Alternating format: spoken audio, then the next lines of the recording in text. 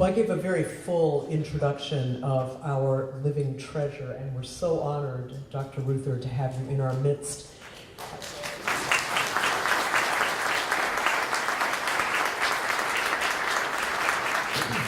I want to tell you one more brief story. During the time that I was in seminary, we were all kind of worried about Jesus, which was a good thing. But we were all, speculating. Was Jesus really married and we didn't know about it? Was he really gay and we didn't know about it? And we were speculating about his relationships with women and with men.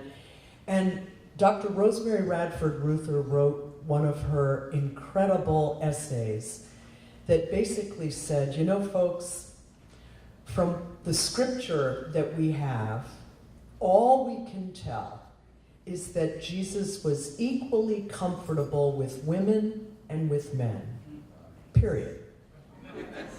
And for me, Dr. Ruether, in addition to the 47 odd books that you've written, that was a wonderful, wonderful essay, and I appreciate it, I'm grateful, and look forward with the rest of us to hearing from you now.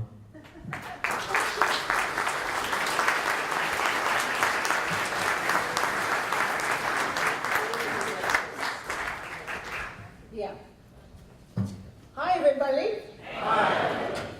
I'm going to talk a little bit about marriage in the churches first, which has a rather odd history, and then about same-sex marriage and the contemporary debate.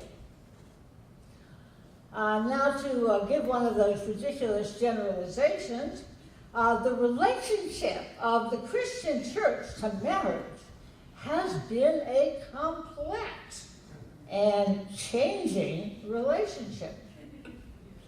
For most of church history, there was no specific ritual to consecrate marriage, and the vows were not usually exchanged in the church or before a priest.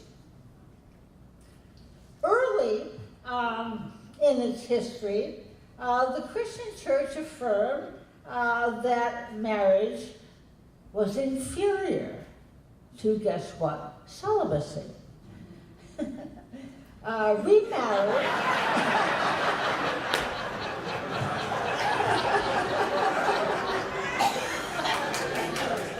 Is that funny or what?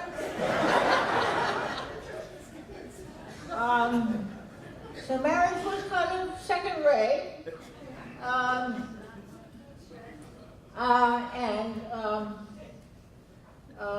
Remarriage after the death of a spouse was also rejected or negated.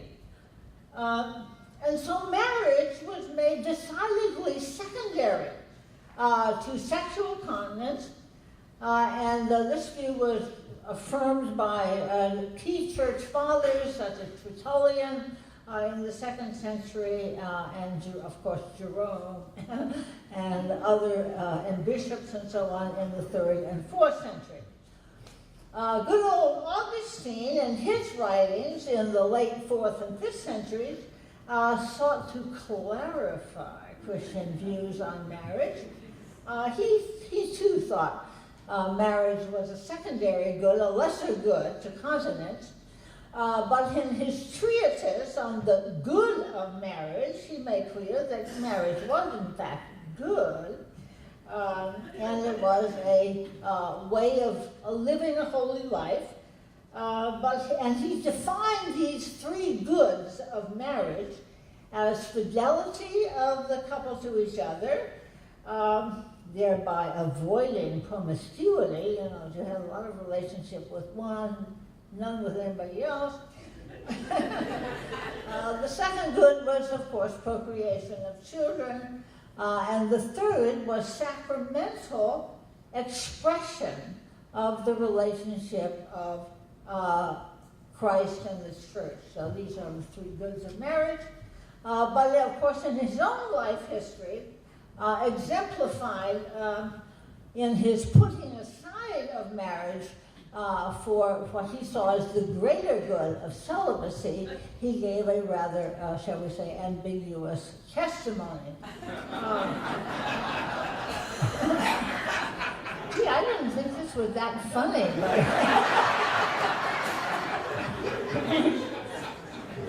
so I'll tell you some more funny things about marriage. On to some funny, even actually discussing things about the treatment of same-sex marriage. Now, by the 5th century, the church still had no distinctive ritual to celebrate marriage, and its rules and rituals were still in the hands primarily of the non-Christian world. This was, in fact, primarily the clan or family and its customs. As the Roman Empire disintegrated in the West, and the church in the Frankish world found itself under pagan or recently baptized Germanic people, the church from the 5th to 8th century found that it had really very little control over marriage.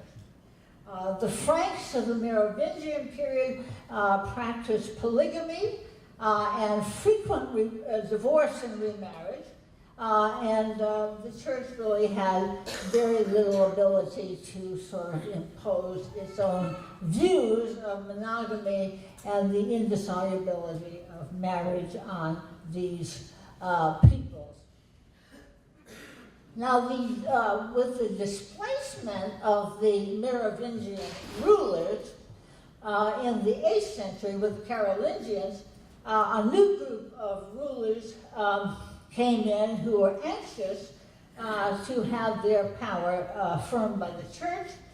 And Charlemagne, who was the king of this group, and of course the emperor, from 800 to 814, ruled in favor of the indissolubility of marriage, and he also rejected divorce and remarriage. Now, he himself enjoyed 3 marriages,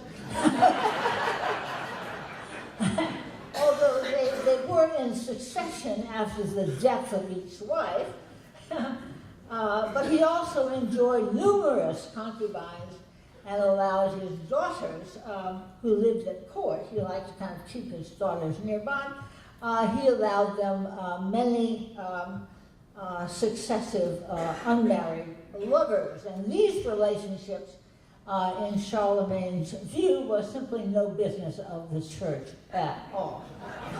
Just keep your hands off of it, of our lives, was his view. Now, in the medieval era, from the roughly the 9th to the 15th centuries, we see increased efforts by the church to define marriage and to impose its own power on the practice of marriage. In addition to monogamy and the negation of divorce and remarriage, the church came to define marriage as a sacrament, part of its emerging system of 7 sacraments, and they also called for a blessing of marriage at the door of the church. I don't quite understand why the door, you don't come inside. A blessing at the door was recommended, but this was not necessary for the validity of marriage, which again was still primarily in the hands of local family customs. The church did insist that the ministers of the sacrament of marriage were in fact the couple themselves, and not the clergyman. And mutual consent by husband and wife was necessary, thereby undercutting the power of parents, and particularly fathers, to forbid their children to marry people that they didn't want them to marry. In other words, to dictate who you could marry. To avoid secret or clandestine marriages, the Lateran Council in 1215 called for the bans of marriage to be announced 3 times before the marriage took place. So the church was, asserting more control. And the church also defined very wide and stringent laws on incest, barring marriages between relatives to the 7th degree. Now figure out what your 7th degree relationship is, and including spiritual relationships, in other words, godparents, godchild, and so forth. And these rules on incest made it very difficult for families to arrange marriages that interconnected their political allies, who were also, of course, often relatives.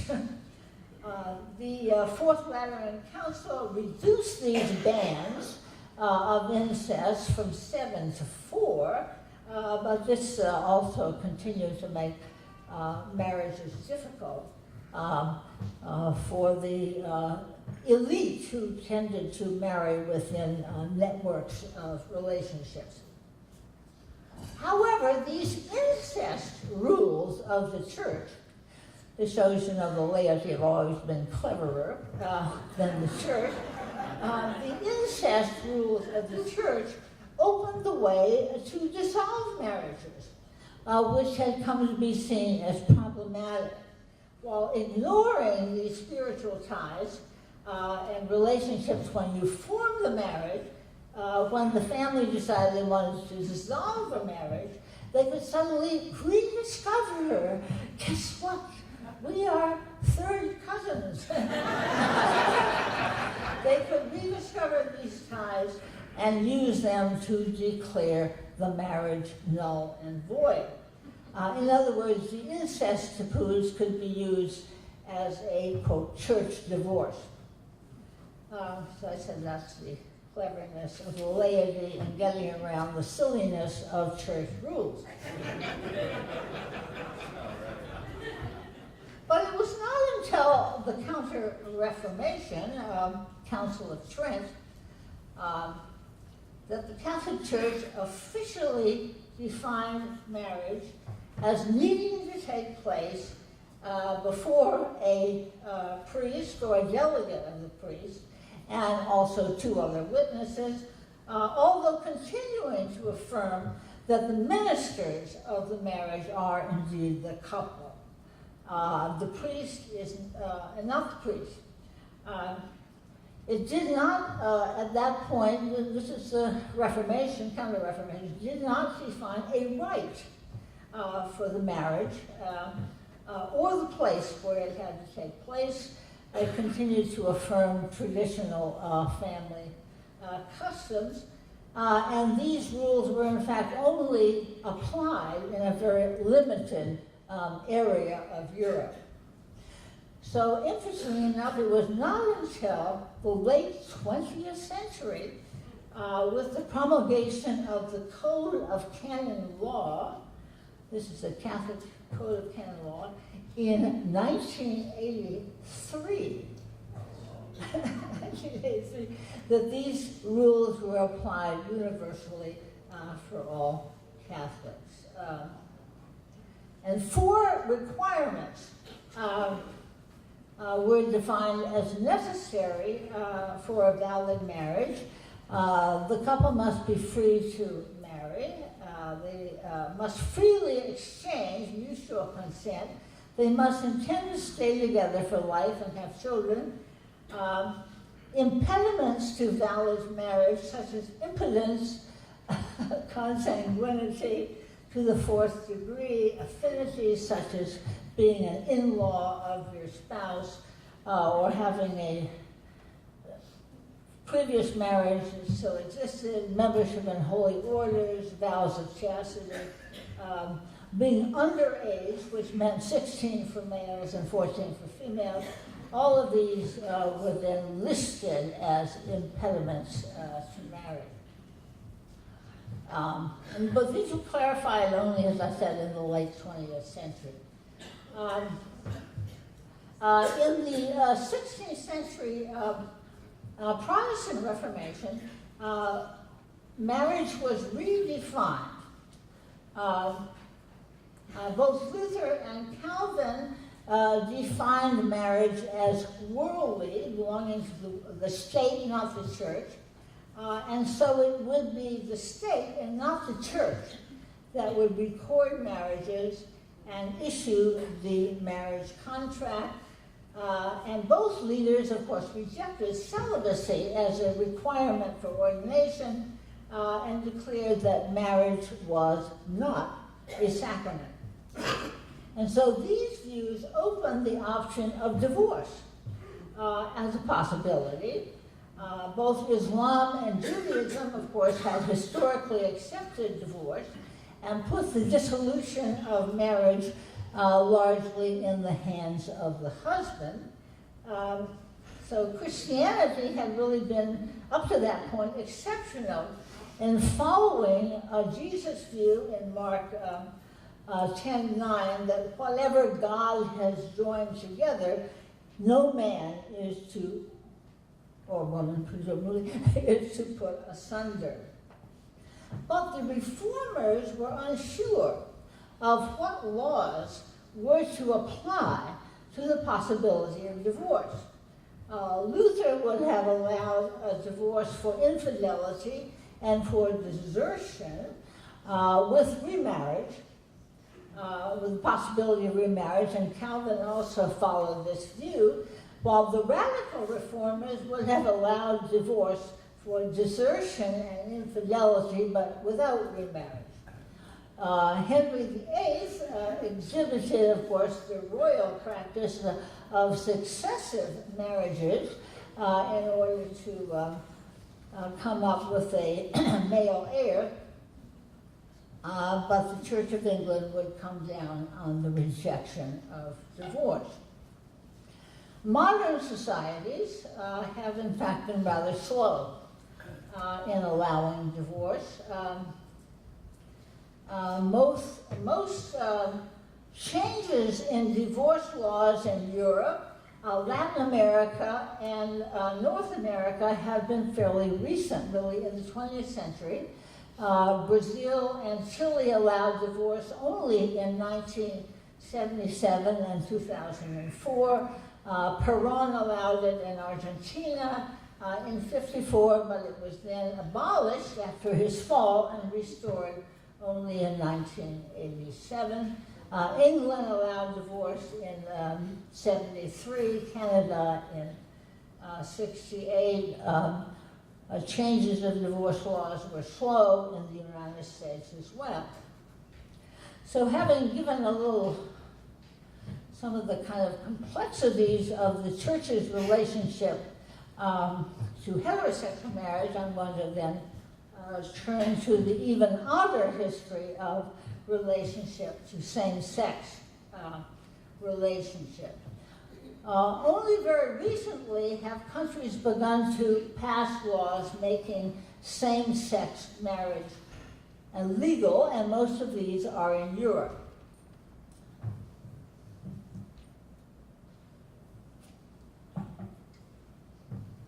The first of these was the Netherlands, good old Dutch, in 2001, and most recently in Finland in 2014. 20 countries currently make same-sex marriages legal, 20 around the world, but it's also important to remember that some 78 countries make same-sex relationship and even public cultures for same-sex relationships illegal. That's a very large number of countries. Most of these are in Africa and Asia. Many threaten imprisonment for same-sex relations. 5 even threaten the death penalty. I don't think that's actually happened, but it is in the law. And none of these are in Europe, although Russia does make, quote, gay propaganda, which is to say, having published stuff about it or discussed it, illegal. While 27 states in the United States have now made gay marriage legal, 12 still have anti-sodomy laws on their books. And so the struggle to legalize same-sex relationship still has a way to go. The argument against same-sex relationship is usually based on the claim that it is, quote, unnatural. Now, nature is here defined as sex between a man and a woman for procreation. And since two males or two females supposedly can't procreate, we now know that can be a little bit more complicated with modern medicine, but supposedly this means that same-sex relationships violate nature and so then are immoral. And the Roman Catholic Church condemns same-sex relations on these grounds, and some Protestant groups have added that homosexuality is rejected in the Bible, which of course they have to kind of add in there. And so God and divine revelation rejects same-sex relationship. A conservative student action blog lists 10 reasons to oppose same-sex relationship. I'll just read these quickly. One is it's not a marriage.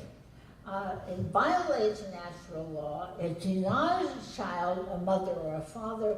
It promotes homosexual lifestyle. That's assumed to be automatically understood as bad.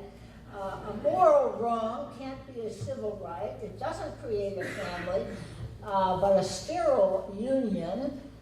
It defeats the state's purpose of benefiting marriage.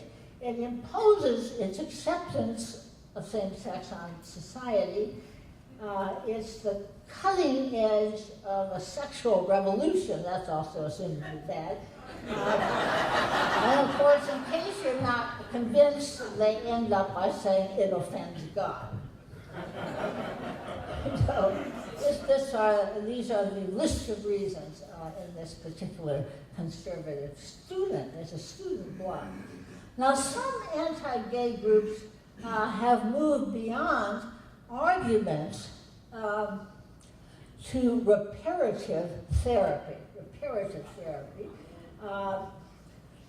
And since same-sex attraction is seen as a dysfunction created through mistakes or distortions in childhood and adolescent development, it is assumed that it's possible to reshape psychological patterns to overcome it and make people normally heterosexual. Now, advocates of reparative therapy today tend to be fundamentalist Christian groups, and the main organization promoting it is the National Association for Research and Therapy on Homosexuality. And this is an organization that often partners with conservative religious groups. Techniques of reparative or conversion therapy include electric shocks to the genitals,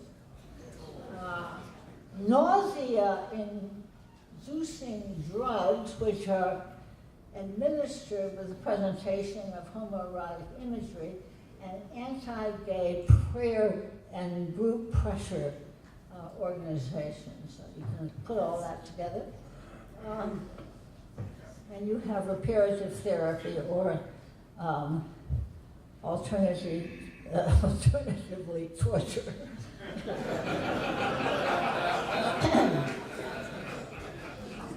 Now, the history of conversion therapy, of course, goes back to Freudian psychoanalysis.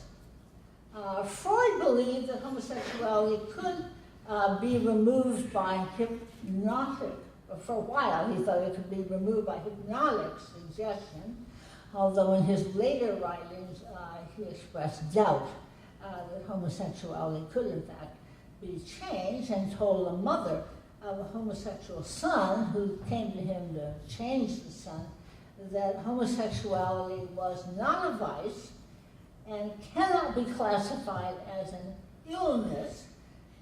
We consider it a variation of the sexual function produced by a certain arrest of sexual development. Now, that's kind of an interesting sentence, or analyze that sentence. It's natural, and it's produced by an arrest of sexual development.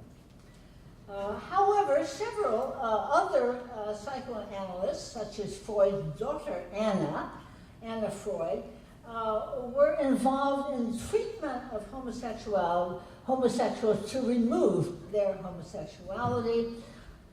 In the 3 decades after Freud's death and the Stonewall riots in 1969, conversion therapy, in fact, was approved by most psychoanalytic establishments in the United States, and only in 1973, after years of criticism by gay activists and dispute among psychiatrists, the American Psychiatric Association removed homosexuality as a mental disorder from the Diagnostic and Statistical Manual of Mental Disorders, which was their main manual. So that took place really very recently in 1973. While mainstream health organizations have become critical of conversion therapy, and this includes a long list of organizations: the American Medical Association, the American Psychiatric Association, and on, a long list of organizations of that kind. And the methods used for conversion therapy was in fact condemned as torture and as causing harm. It was shown that those who emerge from this kind of therapy do not become heterosexually inclined, but rather are, quote, shamed, convicted, and fearful of their homosexual feelings. In other words, reparative therapy produces psychotics, but it doesn't produce people who become happily heterosexual. Other critics said that this kind of therapy caused, quote, depression, suicidal ideation, and attempts at suicide, social isolation, and poor self-esteem. And the rates of depression, anxiety, alcohol, and drug abuse, and suicidal feelings were found to have roughly doubled in those who undergo this kind of, quote, conversion therapy. However, in the 1980s until today, there has been a steady development of new books and movements which are in fact supporting this kind of conversion therapy. A Joseph Nicolosi, who works mainly with conservative Christian groups, has played a leading role in the development of conversion therapy in the 1990s with his major book, Reparative Therapy for Male Homosexuals, which he published in 1991. His version of reparative therapy focuses only on male homosexuals. He sort of ignores lesbians as uninteresting.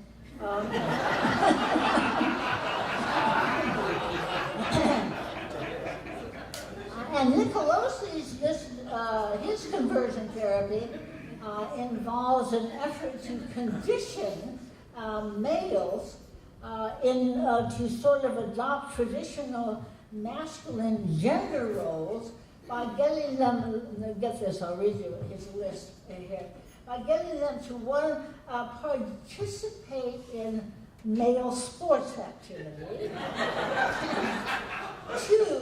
to avoid activities of interest to homosexuals, such as art museums, operas, and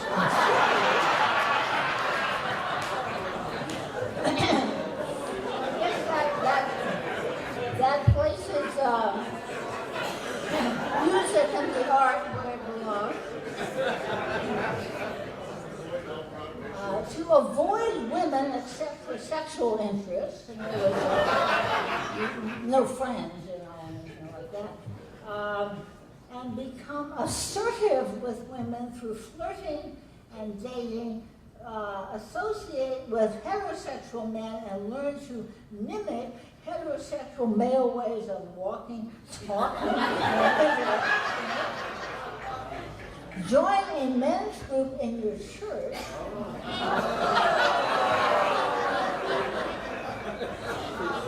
Begin heterosexual dating and intercourse, father children, and attend a reparative therapy group. That's sort of the last one. So that's his list of what to do to get these men on the right track.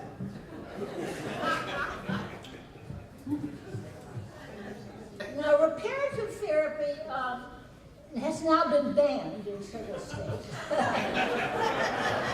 In 1998, the American Psychiatric Association issued a statement opposing any treatment based on the assumption that heterosexuality is a mental disorder and that a person can change their sexual orientation. The Pan American Health Organization, which is an organization of North and South American branches of the World Health Organization, issued a statement in 2012 warning people against services that purport to, quote, cure people of homosexual orientation. and they said that this kind of treatment lacks medical certification, justification, and represents a serious threat to the health and well-being of the affected people, and that the global scientific and professional consensus is that homosexuality is in fact a normal and natural variant of human sexuality and cannot be regarded as a psychological condition or pathological condition. Now, the argument that homosexual attraction is, quote, natural has recently been increased with new scientific research showing that biological development, in fact, sexual orientation actually takes place before birth. And this argument has been summarized in a recent book by Michael Regali, a recent book called Science, Scripture, and Same-Sex Love. This came out in 2014, so it's very recent. And a key section of this book, the biological argument, was excerpted in the United Methodist magazine, The Circuit Rider, in February to April of 2015, right up to the moment. According to this science, sexual identity develops in two stages. In the first couple of months of pregnancy, sexual differentiation of the genitals into male genitalia and female takes place. But then in the second half of pregnancy, during the time of rapid brain development, there is an exposure to prenatal androgens, testosterone for males, estrogen for females, shaping sexual orientation. And for some females, there is a release of testosterone that shapes the female brain to a sexual orientation toward other females, while a lack of testosterone shapes the male brain toward attraction to other males. So this is what is summarized in this section of this book.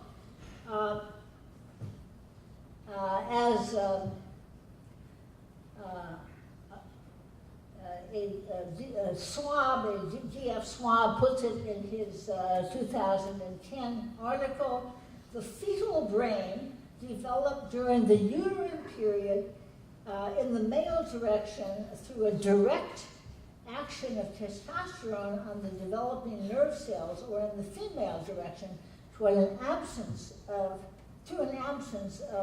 hormones. In this way, our gender identifies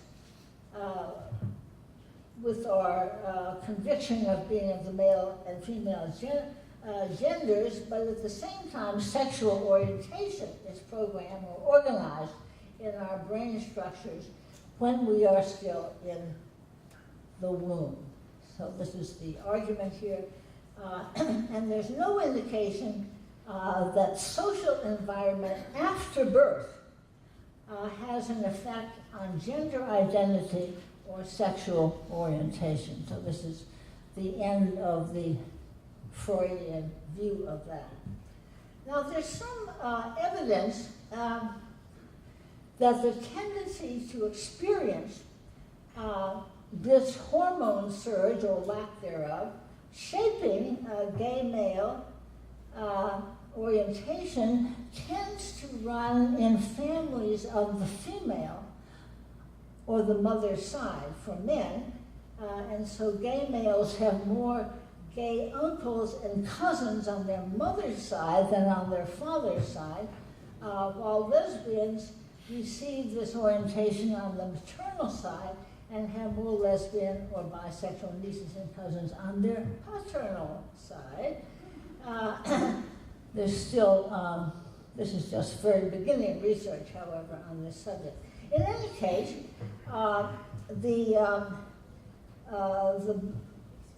what we're basically arguing here, and this is fairly recent publications, the biological evidence points to the shaping not only of sexual identity, but sexual orientation, either straight or gay, in the womb, and not as a result of later social development, or as Regali puts it, we are born the way we are.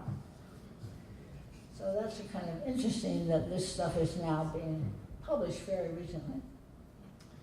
Now this scientific finding, I think, has implications for both parents of children and, of course, for the churches as well.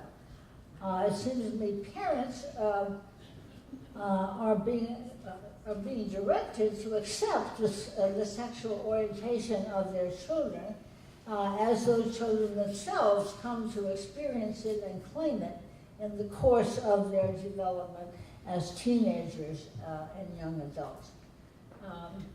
Now, children may sometimes take time to be clear about this. I have a good friend who had a 13-year-old daughter who declared that she was a lesbian and had a relationship with a girlfriend.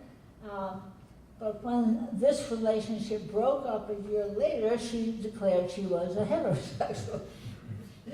So the parents attempted to accept her first view, and then were sort of bemused when this view was suddenly dropped a year later. But I think that's actually an example of a teenager being influenced by the social environment. But I think that the evidence is that most young people experience a preference for same-sex or heterosexual relationships early in teenager, and this does not change. In other words, everybody that I've talked to always says, I knew that very clearly early on, and that has not changed. I think parents should, in any case, not try to force a child into a heterosexual preference on the assumption that this is preferable, but accept the child's developing conviction of what their preference is. Most important, parents need to help their children develop a sense of what healthy relationships, healthy friendships are about, whether those be gay or straight, rather than trying to determine what is preferable or socially preferable. For the churches, the evidence that sexual orientation is not a dysfunction of childhood and teenage development, but is shaped really before our birth, argues for the, quote, naturalness of homosexual orientation for both males and females, rooted in biological development before birth. And this evidence then argues for the acceptance of homosexuality as a, quote, natural variant of human development that should be accepted by the churches and also acceptable by God, since God is the author of nature. And the publication of this biological science in the Methodist Circuit Rider clearly was intended, or is intended, to shape the policies of the Methodist Church toward the acceptance of same-sex relationships in the churches as natural and acceptable.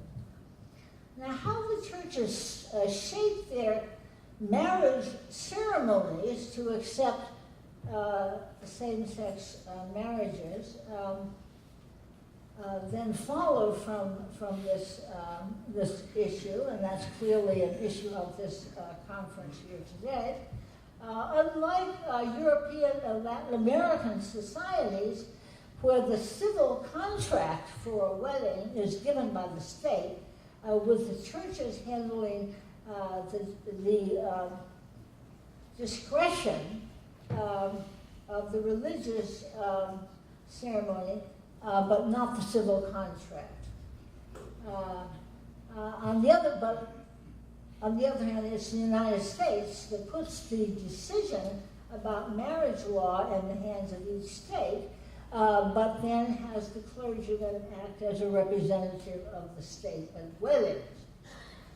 So there's been, of course, some discussion of changing this relationship, so severing the blessing from this civil contract, but that I think is a complex issue because of the relationship of church and state in the United States. So I think that needs to continue to be discussed. So to kind of conclude here, it seems to me that the overlap of church and state in the United States means that churches whose clergy are the signers of the civil contract for marriage have to follow the state in defining the religious ceremony as a marriage, and not, I mean, I read in my research that some Christian groups would try to define this as a covenant, but not as marriage. So this is sort of a way of creating a different contract for same-sex groups, but I think this is not an option that should be pursued. In other words, that Christians should think of the religious marriage ceremony as including equally and in the same way heterosexual and same-sex marriages. And I think that this means that same-sex marriages must be accepted as including roughly the same patterns of relationship that we have understood as being a part of marriage. This includes recognizing and encouraging lifelong commitment, although realizing that this might not be realized, and the disintegration of a relationship and divorce may happen, but this, of course, is equally true for heterosexual relations. It also means that same-sex marriages are contracts for raising children.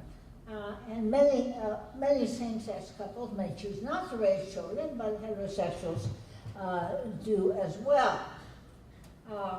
But same-sex couples may have children they are raising together, adopted children or children from previous relations or children which they create between them through artificial insemination. And this means that same-sex marriages give and must give the couple the same legal rights as other marriages. And by the way, this is very complicated. I mean, marriages give a huge amount of very complex legal rights.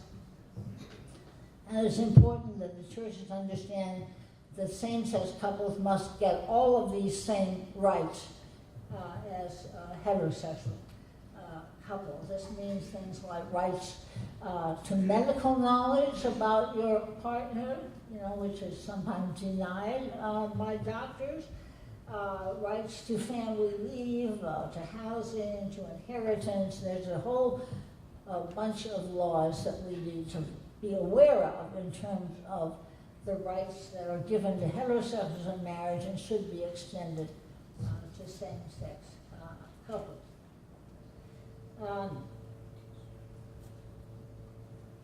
But finally, it seems to me, same-sex marriages are about the full and fulfilling development of a couple in union with each other, and the churches must think about how these characteristics of marriage in the relationship of Mary and Jane and John and Bob operate, and not just in how it operates in the relationships of Mary and John and Bob and Jane.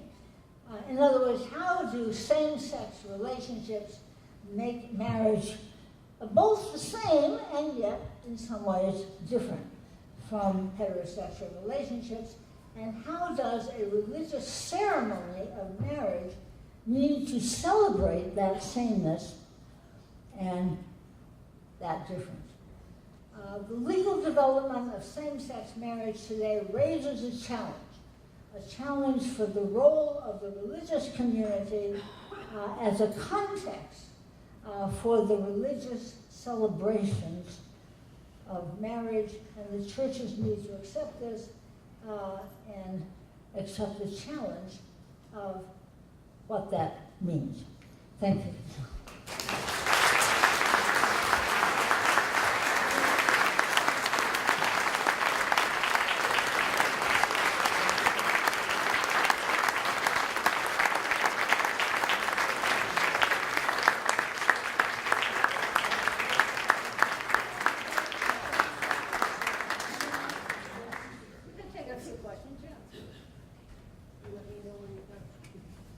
Okay, we will be having a discussion of this in a panel after this, and also I'll do a workshop, and we can take a couple of questions right now. Gary! My history is broken. That's better. My history is pretty weak, but is it correct that as Henry VIII asked for an annulment, there was some precedent for such annulments and these not real marriages, but concordats between states that Henry VIII and Catherine of Aragon had entered into? Are there precedents from France, Germany, wherever else, where monarchs asked for these annulments and were given them, and the reason this was not happening for Henry was the Holy Roman Emperor was threatening the Pope? Is that all correct, or is that? Well, I think the Pope had a lot of discretion of this, and that had a lot to do with his political alliances with the ruler, which he had with others and not necessarily at that moment with Henry VIII. So I think there was you know, different options in that regard in terms of the not necessarily egalitarian relationships with all rulers alike in terms of the Pope. Yeah? I want to move from kings and queens to us. I've done several marriages between same-sex couples, not a lot, but I've done a lot of counseling. And I wonder, I'm developing an idea that the terms husband and wife are job-related, and that to have husband, and wife might not make a lot of sense if we go back into the way we've used the English language to talk about marriages, but that's an undeveloped thought. Do you have any thoughts on it?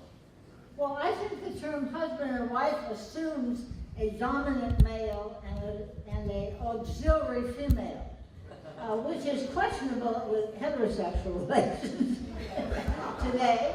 And of course, it just is out of the blue in terms of same-sex relations. So I think that kind of language has to change. Doctor? Yeah? Where are you? Okay. I guess this is sort of a patristics question. I've always thought better of Augustine than Aquinas, because it seemed like Aquinas kept doing rewrites to get the Pope's answer, you know. But it seems to me Augustine really tried faithfully to use the best science of his day. So I'm wondering if you think, in light of these recent developments, Augustine would be in favor of same-sex marriage. Probably not, because, I mean, if Augustine is Augustine, which is belonging to his time and place, so he probably, but, you know, he obviously, his bias was, I don't think he even imagined that possibility, but he clearly thought that all marriage, heterosexual marriage, was inferior and secondary to the best relationship was celibacy. And you also have to realize that he and the Christians at that time still thought the world was going to end in the next generation, and there was just no point spending your time having children and producing marriages. So, hello, I'm over here. just one more, okay?